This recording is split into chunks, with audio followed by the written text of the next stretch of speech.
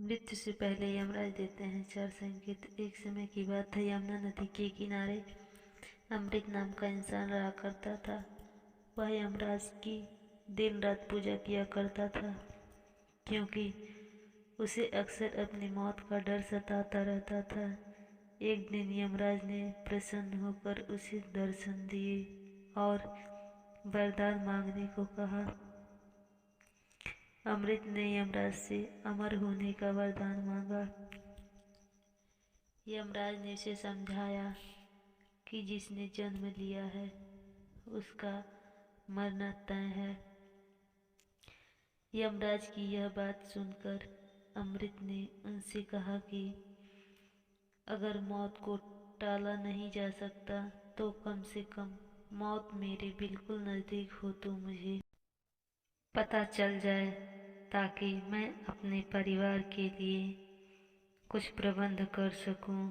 इसके बाद यमराज ने अमृत को मौत के पूर्व सूचना देने का वादा कर दिया।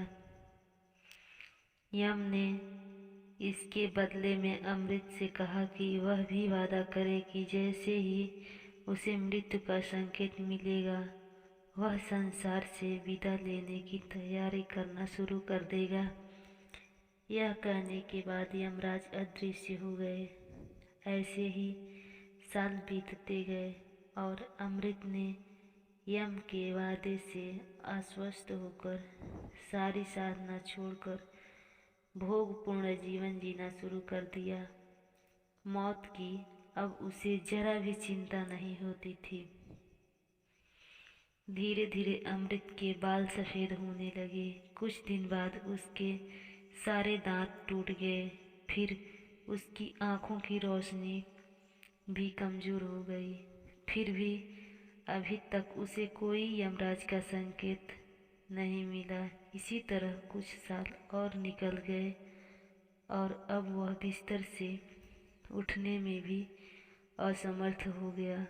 उसका शरीर बिल्कुल लकवाग्रस्त जैसी स्थिति में पहुंच गया, लेकिन उसने मन ही मन यमराज को मौत का कोई संकेत न भेजने के लिए धन्यवाद दिया।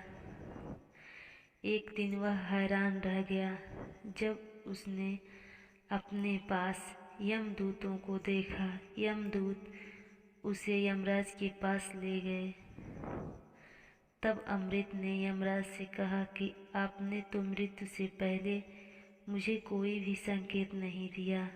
तब यमराज ने उससे कहा कि मैंने तो तुम्हें 4 संकेत भेजे थे, लेकिन तुम्हारी भोग और विलासपूर्ण जीवन शैली ने तुम्हें अंधा बना दिया था।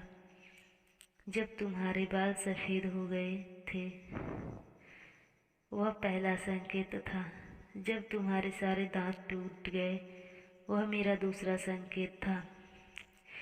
तीसरा संकेत जब तुमने अपनी दृष्टि खो दी, और चौथा संकेत जब तुम्हारे शरीर के सभी अंगों ने काम करना बंद कर दिया।